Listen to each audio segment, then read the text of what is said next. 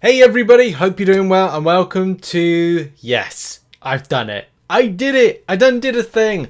I rank forward King Groot. At this moment in time, the champion is still a little bit bugged, but I still effectively use this champion in various different bits of content. If you saw yesterday's video, you'll see that I kind of use the champion in Eternity of Pain, as well as you're going to see a little snippet of footage in this particular video. We've got footage of just the champion being used in various areas, and areas that I use this champion on a daily basis, whether or not it's AQ map 8, as well as just anywhere. Auto fighting to get not health potions. I do use the champion to get revives in 3.2.6, but I mainly use this champion in alliance-based content and wherever a good fit is for this. So we're going to talk about loads of different things, why I love the champion, why this was such a solid choice to rank 4. I've always advocated for this champion, and I did make decisions that I was going to go, okay, well let's use my cosmic rank up gem on my cosmic Ghost Rider, because I was like, okay, well that might be a good fit because of prestige bump.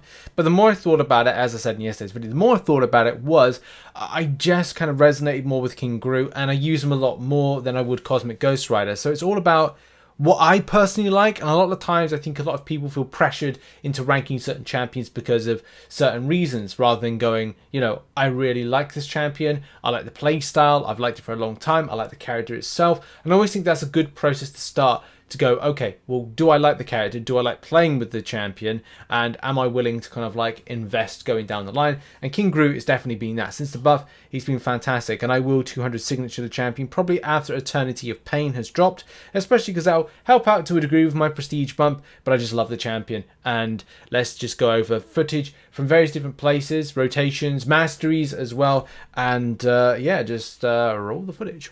So the main thing is AQ map 8. I use this champion a lot. I love the 2 routes that I have because it does mean that I have to find a champion, and I don't have the footage for this, but I do a certain path that means that you've got to put 3 debuffs on. So I think it's like a diss track type thing. I don't know if it's called whittled down, with one that kind of rotates around a unstoppable buff, which is annoying, but I just use the champion because I like the rotation of building the debuffs. But one thing to point out is at the start of this video, or this segment of videos here, look at my health. If you didn't notice my health, then, I don't really know how to kind of fully explain this, except for I started out on a lot lower health, and that's going to be the main thing. These fights, which depending on the AI, and I think I have kind of like tooled the AI profiles to do a bit more kind of throwing with special attacks, especially since the hotfix and essentially since this update, I'm definitely noticing that champions are throwing their special attacks a lot more, which is fantastic for a lot of very passive and defensive AI. But again, if you kind of like watch at the start of this video, you'll notice that I will be now building up a lot of health, and I'll kind of come to a point of full health. Like, this champion is very forgiving. If you make a mistake, this champion will top you up, especially if you play well. So on the particular route, I've got this particular interaction that if you hit the champion whilst it's got this kind of parry thing on, it just basically means if you stun a champion, which is essentially a parry, if you parry the champion, you will get reflected back onto you a stun. Now, I can't remember if I recorded in this footage a showcase of, okay, what if you make a mistake? Which is still beneficial for King Groot, because he has, if you're in the Fury mode, he will look to shrug off that particular stun effect that you would have on you, a stun buff that stun debuff that you have on you, which is so great. That's the one thing I love about King Groot, is that you're able to shrug off debuff effects, which makes him somewhat viable for different areas, not wholeheartedly, but still, effective enough. Also, consistent debuffs is another thing. As you can see, top right hand corner where I'm facing against Ant-Man is consistently keeping 1 debuff on, that armor break, which stacks up quite nicely. And funnily enough, if you get it right, and also while you got Fury buffs up, you're able to allow yourself to put on armor break, which stacks up to 10, which is great. Now, I don't throw heavy attacks that much, especially in the AQ map rotation, because sometimes doing a parry heavy sometimes doesn't work out too well. But you can pause or poison and armor break debuffs on the opponent for 3 seconds. Also, you have to spend 1 Fury buff to instead to pause for 6 seconds. So it's up to you whether or not, if you are in the regeneration rotation, that you will be like making sure those armor breaks are on for longer. But I kind of feel like I'm just going to go the SP1 whilst Fury's up in order to consistently throw those armor breaks. But still, seeing this ramp up, and this is, by the way, this is on the live server. Whilst I was recording this video as well, it is on the live server, and then I had to go to the content creator beta, mainly because the champion was in AQ, and I had to kind of like, it was just timing issues that meant that in the next bit of footage you're going to see the champion in action in the content creator beta. But like, I love using this champion. This is rank 4 gameplay, by the way. That's just to point out that it's still rank 4 gameplay. It's still on the live server side of things.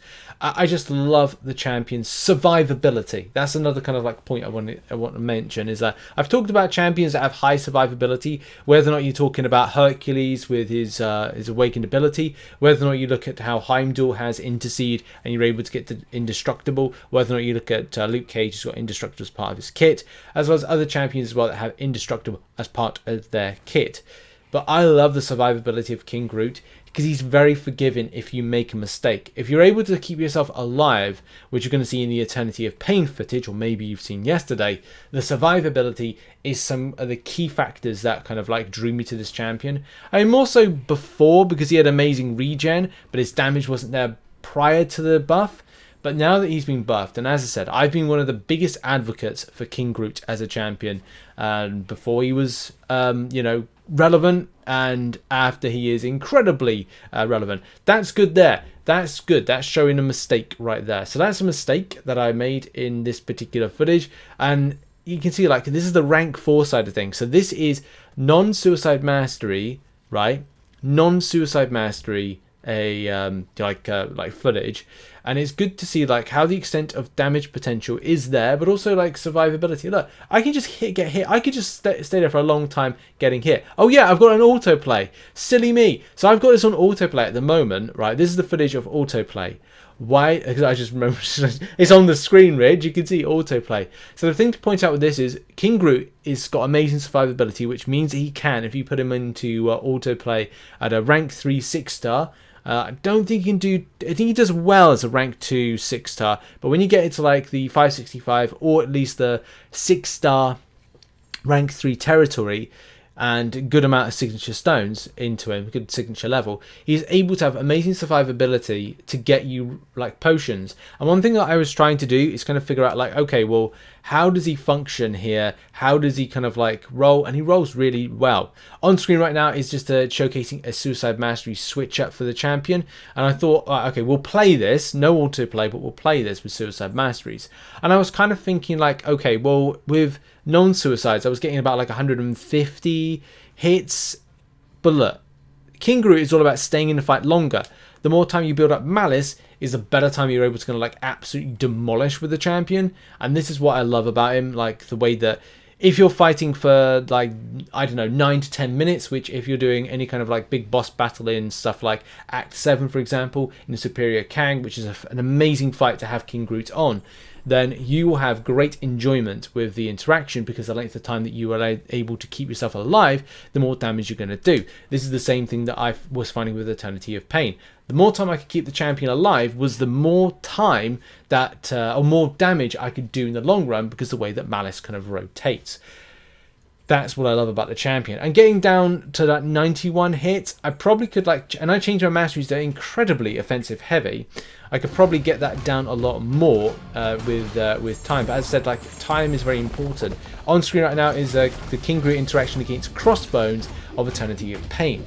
Very important because of the way that the champion can withstand the degeneration. You can see that there's a mistake, right? This is what I'm talking about. You make a mistake, and with the current state of MCOC at the moment, like if an input doesn't kind of like work out well, you need to survive. And this is why this champion is like a bit of a cheat code when it comes to like effectiveness. And with an SP1 rotation, which I love to kind of like take on Crossbones, it was just a kind of like a quick rotation, SP1 throw, getting the armor break on, triggering off that Fury that the champion has. This is non-suicide masteries, by the way, which I did this on Sunday. It was just nice to kind of do this. And also, as I said, long drawn out fight. The degen is annoying with the damage, but the potency, the longer you go in, the potency of those Fury buffs and the potency of those regeneration effects means that this champion has some of the best survivability. And look, look, I'm gonna you know, be honest. I make mistakes. You saw it in this particular clip here. It makes a mistake, but this champion is just the quintessential cheat code to dealing with stuff. We got the triggering off the Fury. It's a great counter, and I'm so glad that I was able to use him in Eternity of Pain, and as well I was able to use the champion in and it was a long fight. It's like a 9-minute fight for this, but it was like it still ran the course. Like I cut down this video because I didn't want to make this like extensively long. I wanted to kind of keep it close to like 10-minute kind of sweet spot with this. But yeah, like King Groot, I'm really happy with this decision to rank for King Groot because I use the champion. I resonate. I'm passionate about this champion, and it's very rare at times to kind of be super passionate about a champion or really like a champion for whatever reason. You know, I've got Doctor Doom, I've got Spider-Man 2099 up, Nimrod. You know, there's lots of decent champions I like, but as well, it's like champions you resonate with and kind of go, do you know what? I really like this. It works for me, and it's a good champion. But yeah, that's been a video.